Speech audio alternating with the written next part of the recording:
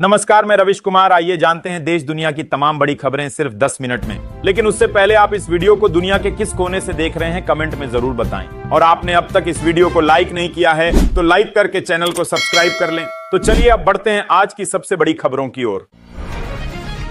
Justice Verma को हटाने की संसद में तैयारी। कैश कांड में फंसे जस्टिस यशवंत वर्मा को हटाने की प्रक्रिया तेज हो गई है। भारत के संविधान के अनुच्छेद 124(4) के अनुसार न्यायाधीश को दुर्व्यवहार या अक्षमता के आधार पर ही हटाया जा सकता है। इसके लिए संसद के दोनों सदनों में प्रस्ताव पारित करना जरूरी है। इससे पहले भी कई न्यायाधीशों को इसी प्रक्रिया से हटाया जा चुका है। सीएम योगी ने निभाया वादा, बोनस खाते में पहुंचा। मुख्यमंत्री योगी आदित्यनाथ ने महाकुंभ के दौरान उत्तर प्रदेश रोडवेज के चालकों व परिचालकों को 10-10 हजार रुपए बोनस देने का वादा किया था। मात्र 6 महीनों में यह वादा पूरा करते हुए मंगलवार को उनके खातों में यह राशि ट्रांसफर कर दी गई। कर्मचारियों ने सरकार के प्रति आभार जताया और इसे समय पर मिला बड़ा तोहफा बताया। वितरण प्रक्रिया डिजिटल माध्यम से संपन्न हुई।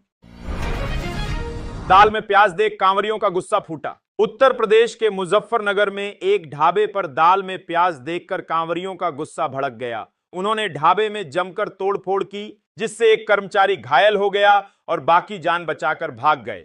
पुलिस ने मौके पर पहुंचकर स्थिति नियंत्रित की और कांवरियों को समझाकर शांत कराया। घटना से क्षेत्र में अफरा तफरी मच गई थी। बेअदबी पर पंजाब सरकार लाएगी सख्त कानून। पंजाब सरकार बेअदबी के मामलों को रोकने के लिए सख्त कानून बनाने जा रही है। नए कानून में धार्मिक ग्रंथों को जलाना, फाड़ना, रंग बदलना, अपमानजनक व्यवहार आदि को अपराध माना जाएगा। दोषियों को आजीवन कारावास तक की सजा का प्रावधान होगा। यह कानून धार्मिक भावनाओं की सुरक्षा के लिए एक मजबूत कदम माना जा रहा है। भारत बंद से जनजीवन प्रभावित, बैंक बिजली सेवाओं पर असर। 10 केंद्रीय श्रमिक संगठनों ने केंद्र सरकार की नीतियों के खिलाफ भारत बंद बुलाया, जिसमें लगभग 25 करोड़ कर्मचारियों के शामिल होने का दावा है। बैंकिंग, बीमा, बिजली और परिवहन सेवाएं प्रभावित हैं। श्रमिक संगठन श्रम संहिताओं समेत 17 मांगों को लेकर विरोध कर रहे हैं। सरकार ने बातचीत को लेकर दरवाजे खुले होने की बात कही है। चर्च जाने पर मंदिर अधिकारी सस्पेंड। आंध्र प्रदेश के तिरुमला मंदिर बोर्ड टीटीडी के अधिकारी राजशेखर बाबू को चर्च में प्रार्थना करने का वीडियो वायरल होने पर सस्पेंड कर दिया गया। विजिलेंस रिपोर्ट और सबूतों के आधार पर कार्रवाई हुई। बोर्ड ने इसे नियम विरुद्ध बताते हुए अनुशासनात्मक निर्णय लिया है। मामला धार्मिक आस्थाओं और कर्तव्य के टकराव से जुड़ा है। ट्रंप की धमकी सच, ब्रिक्स पर लगेगा 10% टैरिफ। अमेरिकी राष्ट्रपति डोनाल्ड ट्रंप ने ब्रिक्स देशों पर 10% आयात शुल्क लगाने का ऐलान किया। तांबे पर 50% और दवाओं पर 200% टैरिफ की चेतावनी भी दी गई। यह कदम वैश्विक व्यापार में तनाव बढ़ा सकता है। ट्रंप ने पहले भी ब्रिक्स के खिलाफ आर्थिक सख्ती के संकेत दिए थे। बांग्लादेश को तुर्की का सैन्य सहयोग। पाकिस्तान के बाद तुर्की अब बांग्लादेश की ओर दोस्ती का हाथ बढ़ा रहा है। तुर्की के सैन्य अधिकारी ढाका में हैं और उन्होंने रक्षा उद्योग में सहयोग का भरोसा दिलाया। यह कदम क्षेत्रीय संतुलन में नया मोड़ ला सकता है, खासकर भारत के सामरिक हितों की दृष्टि से। तुर्की पहले ही पाकिस्तान का करीबी सहयोगी रहा है। पाकिस्तान का झूठ बेनकाब, राफेल पूरी तरह सुरक्षित। ऑपरेशन सिंदूर में पाकिस्तान ने एक भी भारतीय राफेल नहीं गिराया। फ्रांस की कंपनी दसॉल्ट एविएशन ने खुलासा किया कि सिर्फ एक राफेल को हल्का नुकसान हुआ, वो भी तकनीकी कारण से। चीन ने राफेल की छवि खराब करने की कोशिश की थी, जिस पर फ्रांसीसी अधिकारियों ने नाराजगी जताई।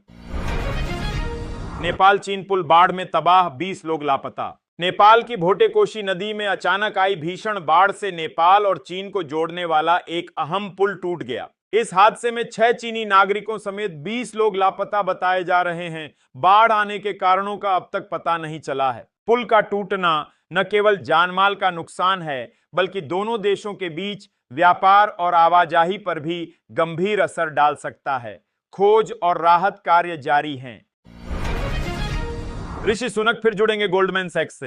ब्रिटेन के पूर्व प्रधानमंत्री ऋषि सुनक ने एक बार फिर अपनी पुरानी कंपनी गोल्डमैन सैक्स ज्वाइन करने का फैसला किया है। वे अब वहां वरिष्ठ सलाहकार की भूमिका निभाएंगे। सुनक अक्टूबर 2022 से जुलाई 2024 तक ब्रिटेन के प्रधानमंत्री रहे थे।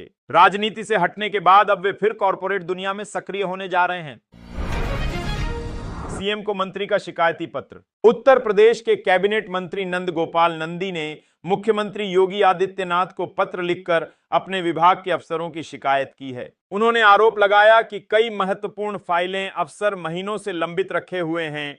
साथ ही सिंगल विंडो एक्ट न बनने, तबादलों और विभागीय आपत्तियों को लेकर भी नाराजगी जाहिर की गई है। बांदा विधायक पर 120 करोड़ घोटाले का आरोप। उत्तर प्रदेश के बांदा से भाजपा विधायक प्रकाश चंद्र द्विवेदी और उनकी पत्नी सरिता द्विवेदी पर आरसे 120 करोड़ के निर्माण कार्यों में धांधली का आरोप लगा है। जिला पंचायत अध्यक्ष ने इसकी तहरीर दी है। फॉरेंसिक जांच में हस्ताक्षर भिन्न पाए गए हैं। डीएम महोबा पर पक्षपाती जांच करने का भी आरोप लगाया गया है।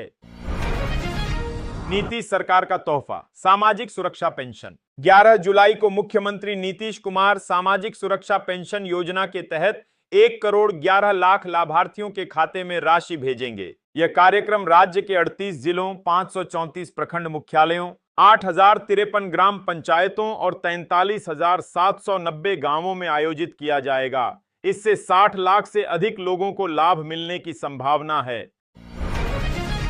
ड्रग्स तस्करी में एसएसबी जवान गिरफ्तार। ग्रेटर नोएडा के नॉलेज पार्क थाना क्षेत्र में एसएसबी जवान को 3 साथियों संग ड्रग्स तस्करी करते हुए गिरफ्तार किया गया। ये छात्राओं और छात्रों को नशीले पदार्थ बेचते थे।